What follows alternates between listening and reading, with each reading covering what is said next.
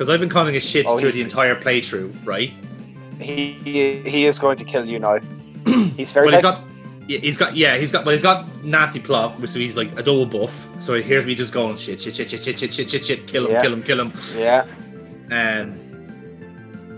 But yeah, he turns out to be relatively. Can I call him overpowered? I'll call him broken. Let's see what he does here. Yeah. Oh, never mind. Oh, fuck's sake.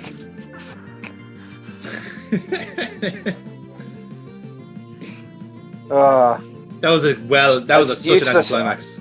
As useless as that Soul Rock in the Dynamax battles. Oh yeah, fuck me.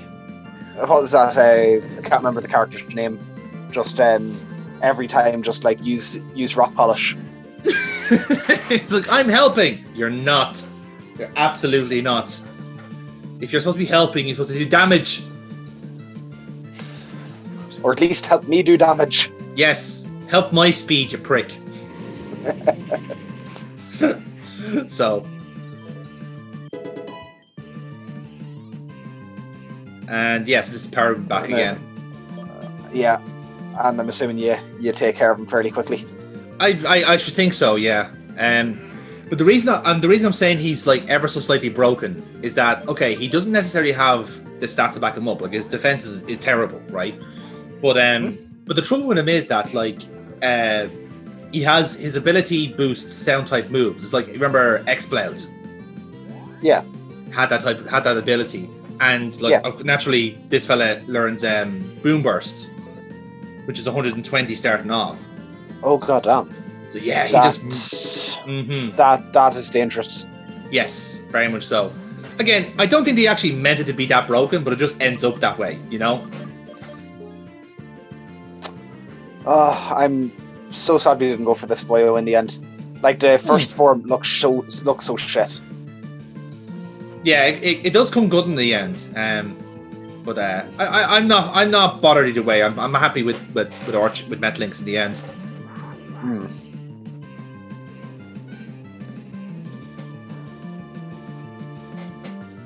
So now we have our. I think it's natural that like starters always should do battle with each other. It just seems right. Oh yeah. You know? Oh yeah, absolutely. Dun dun dun. Oh no! Oh, he got us back for that though. In fairness. Yeah. So yeah, fun. Not surprised, and he kills you. Nope. No. Yeah. How about that? He should have killed you. But here's the thing, though. You see, he doesn't have torrent. Like the abilities are not the same. Oh. I had forgotten that. What's our ability again? I think it's something like we don't get the. What's the one that we don't get critical hits against us? Or it's either that or sturdy. I can't remember. You probably see it in the wiki. Yeah. Here's some Carwine from Metlinks. There we go. So the reason I'm saying that Carwine should be like an evolutionary item is that like Jack Deary. I'm assuming that's like because it's a rabbit. You know, it would make sense. So I'm assuming that's the case anyway. That was probably where you would have caught Jack Deary, just in that patch of grass down there. Probably, yeah. Around. Yeah. I'd like to think so anyway. Yeah. Or perhaps in the mascara area that we had beforehand. Yeah. Battle Armor is our ability which prevents critical hits. Yes, I remember now. Cool. And yeah, that makes sense. So yeah, we're locked into our with our Diglett buddy here. Oh yay! And yay, Ampharos, you're really proving your worth. Oh boy, yeah, Ampharos kind of dies a death here, but well, he ticks a box. For the time being, now, did we include Ampharos just for sheer coverage? We happen to get Flaffy at a decent level. Yeah, and that would have helped cover a weakness.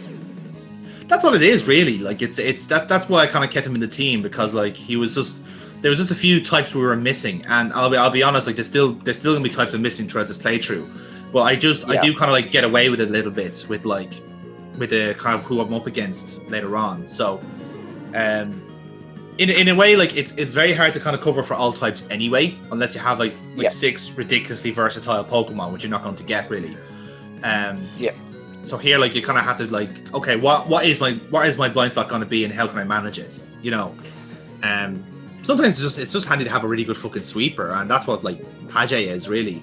Yeah.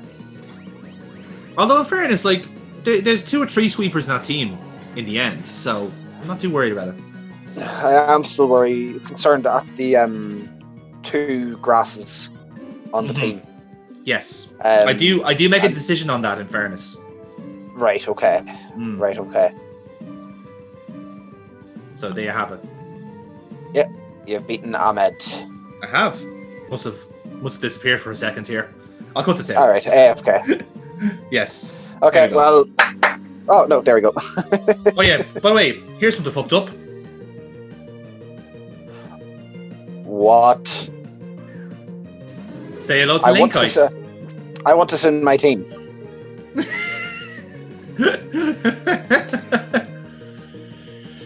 What type even is that? It's a ghost. Yeah. It's a ghost. Check this out. Check out the fucking dex entry in this. Okay. From the design, you can hazard a guess what this actually is meant to be. Yeah. Did this just stay in the box the whole time? Yeah, it's a spirit of a Pokemon that died in its Pokeball. So it can't remember what it was, so now it just looks like a substitute decoy. Oh goddamn, that is creative. Yeah. So that is creative. I would have used that in my team. Oh god, I couldn't bring myself to do it. I just saw it and went, nope. I'm not having a fetus on my team. Fuck that. Not happening. But it evolves. It does evolve, yeah. Yeah. I'm just looking it up here, and Sheonite is what it turns into. Yeah, it gets turned over by it just turns into a really evil ghost, an angry spirit, which we will see later on, I'm sure. So right, I think there's a few trainers that have it, so you'll see it eventually.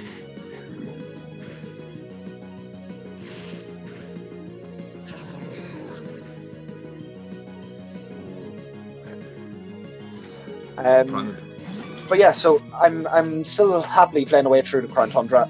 I think it's a good addition. DLC done well.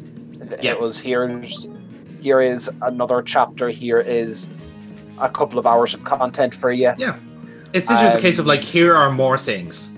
You wanted you wanted more. Here is more, and that's it. It's grand. Did it do anything better than the first one? The Isle of Armor. I like the story about it. I like the fact that the Calyrex kind of had there was an actual connective tissue to it, whereas it was in the first one just kind of seemed here's this cute little panda fighter, let's build it up, Whereas there was actually some lore to this one, you had to work at it, and it just kind of makes you feel I'm just gonna keep you going through it, and I quite like the horses. I like the steeds. Which one did you go for? I went for the ghost one. I went ghost as well. I just saw it and went, oh yeah, fucking ghost horse, get in there. Yeah. Looks so good. Great idea. I actually had a hell of a time trying to catch it because I was like, I'll just false swipe it. I don't have anything that can false swipe a ghost. Did I even bother? No, I just got the Master Ball and said, fuck it, done. Oh no, I've kept both my Master Balls. Ah, clever Dick. I see you're that type of person. Oh yeah, absolutely. I will not use I did use a Master Ball on a shiny, the Steel Bird, whatever it's called again.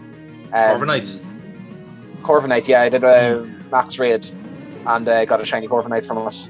Oh, nice. And I had to use that for it. But anyway, no, you don't waste your Master Ball on a legendary. on a petty legendary that you'll never use. Those plebes. It's a trophy.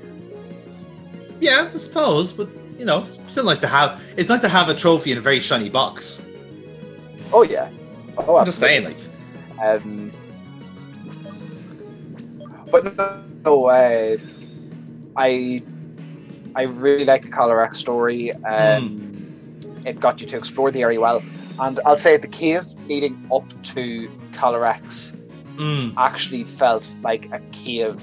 Like it was, you can get lost traversing in here, which I think is the first time in the 3D games that it felt like it's not just a case of follow the corridor. That's it, yeah. It felt like something you have to kind of wander through as well. But I think that is nearly the reason why I like this DLC as much, because the main game had 2 caves which were railroads, literal railroads right in front of you. You couldn't possibly get lost in it. You were literally walking through a mining shaft which had railroads to bring you from one end to another, which was really annoying.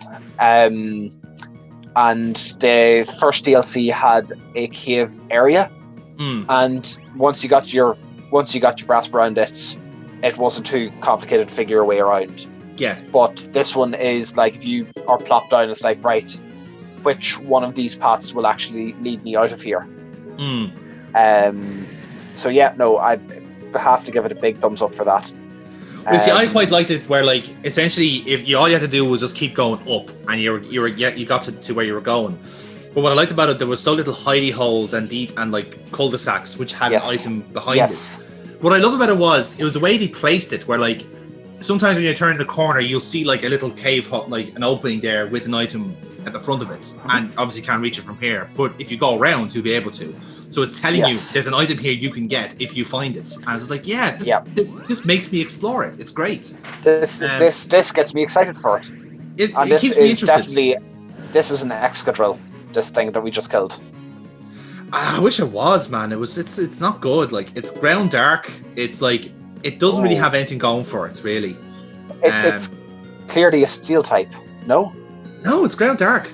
Because it's a blind mole, like it's an underground mole, so it's Okay, it's a pity because the dark type really doesn't factor into it whatsoever.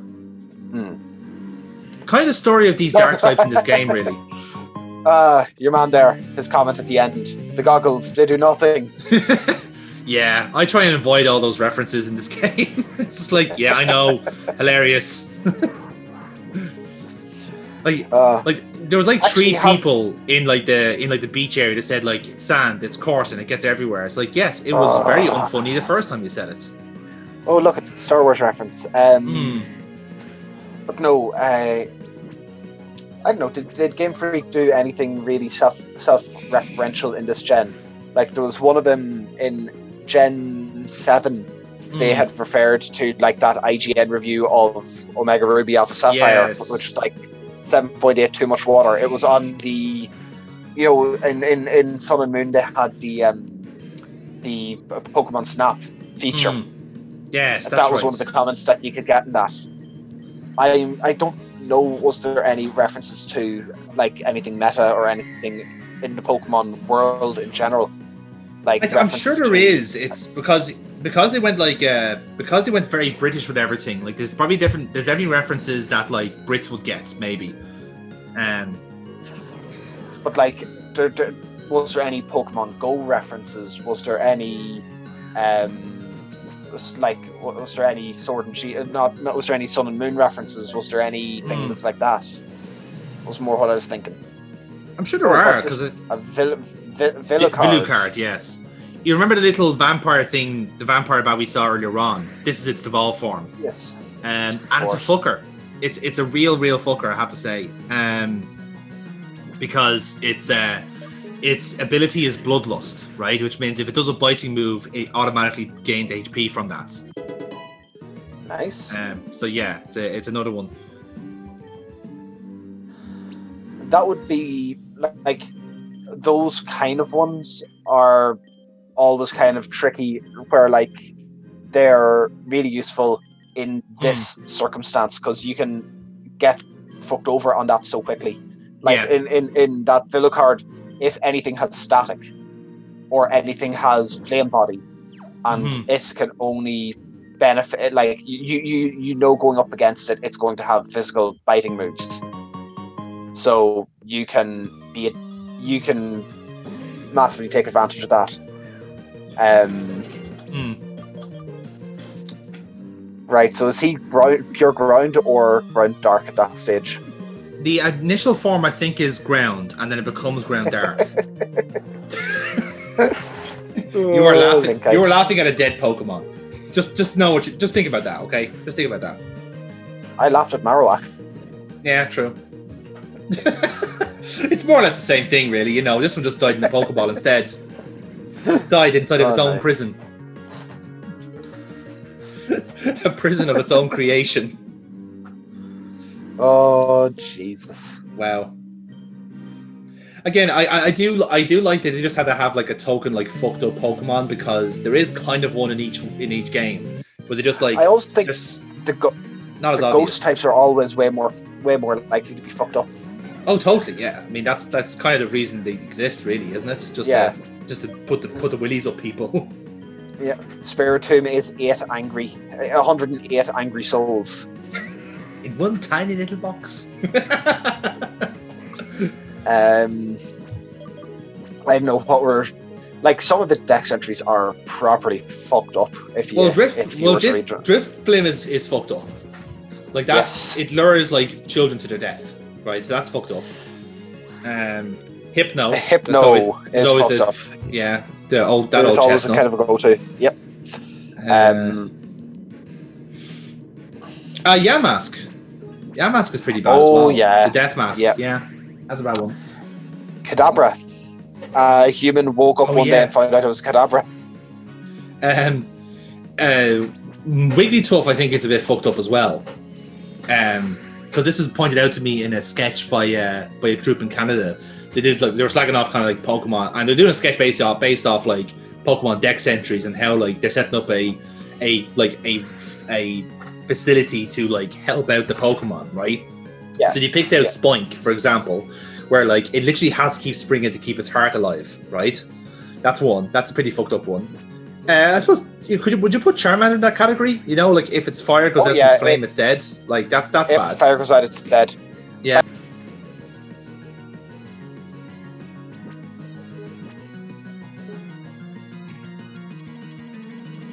Yeah. So yeah. Would you ever thought of using? Go on, sir. Go on ahead, sir. Sorry. Would you have considered using an evolution in this? Actually, I'm surprised we haven't run into custom ones for Uranium alone. Yeah. Yes, it's funny you should say that actually. The part earlier on this week, you said, "Oh, we got an Eevee, nice. Let's never use it." And I said, "Cool, agreed." So we ourselves decided not to use it. So For sheer consistency, we must not break our words. So bad luck there. Oh yeah. But yeah, what was I say? The other fucked up Pokemon I was going to point out there was Wigglytuff, right? And the reason is that like one of the dex entries says that like its fur is so soft when people start rubbing it, like touching it, they can't stop themselves. So like literally, you could have like Wigglytuff that's constantly getting touched up by people because they physically can't stop themselves. It's so soft and cute. Yeah. So that's fucked up. But oh, there's Duplicat. Look. Nice. Actually, one in the wild. Yeah. How about that? That's nice. Good for it. You'd have never done a playthrough with a Ditto, like as one of your proper ones. There's a masking. Yeah. Jeez, they're all out today, lads. I thought we dodged these fellas in the fucking forest, but apparently no. Oh, here's another one of the dead Pokeballs. I just love that, like, apparently all Pokeballs die in this area. Like, they all seem to just gravitate into this one cave, which is apparently so big and sprawling. Trainers decided, I must abandon my Pokemon here. Oh well, such is life. Look, it's a dark and scary cave. People drop things in it all the time. Including their Pokemon, apparently. I guess. Apart from all the dark and scary caves in this country. No. clearly what's happening is is pretending to be a Pokeball and gets picked up instead. Oh yes, that's clearly what's going on. This is like, haha, maybe someone will love me now if I just pretend to be a dead Pokemon. Oh no, my strategy seems to have failed. No. Hey, that guy really seems to like his Charmander. Let me duplicate into that, and then I can be that Charmander.